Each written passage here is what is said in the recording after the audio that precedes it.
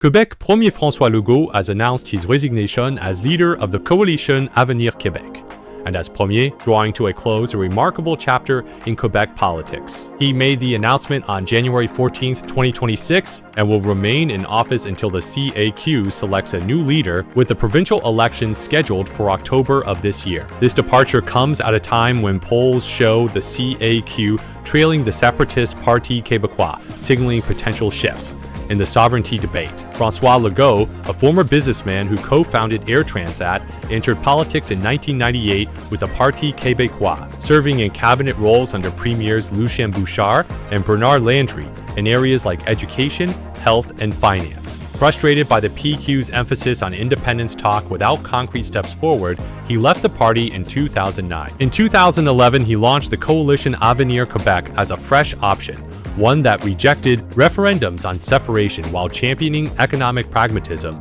greater provincial autonomy, and the defense of Quebec's French-speaking identity. This approach allowed the CAQ to attract both federalists tired of endless constitutional battles and soft nationalists seeking practical gains, letting Legault govern with a clear mandate. Publicly, Legault positioned himself as a pragmatic nationalist firmly against independence, focused on making Quebec prosperous and efficient within Canada. Yet many observers know his policies quietly built the foundations for a more autonomous Quebec, perhaps seven future sovereignty, by strengthening institutions, language, and cultural boundaries without the confrontation of referendum. Key among these is Bill 21 from 2019, which promotes state secularism by barring certain public employees from wearing religious symbols on duty.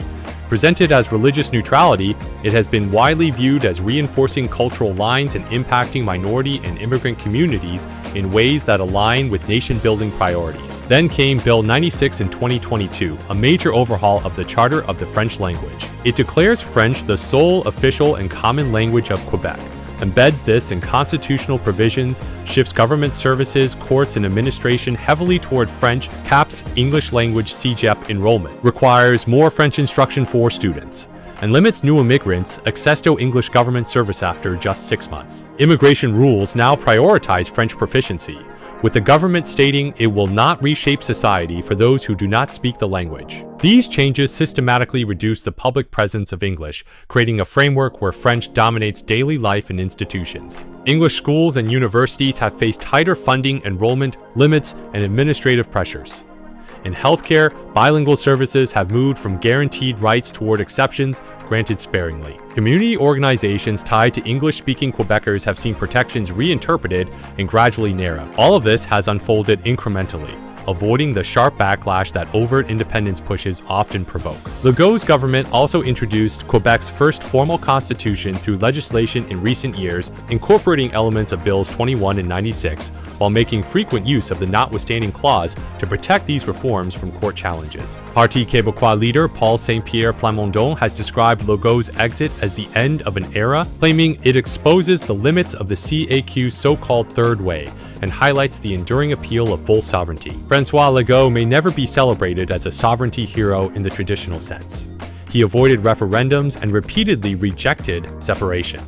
But by reshaping Quebec's legal, linguistic, and social architecture step by step, he created a model of a society that operates with many attributes of a distinct nation, all without needing to cross the legal threshold of independence. His departure does not necessarily reverse this direction. Instead, it may prove he showed a path where profound change arrives quietly through policy and persistence rather than dramatic confrontation.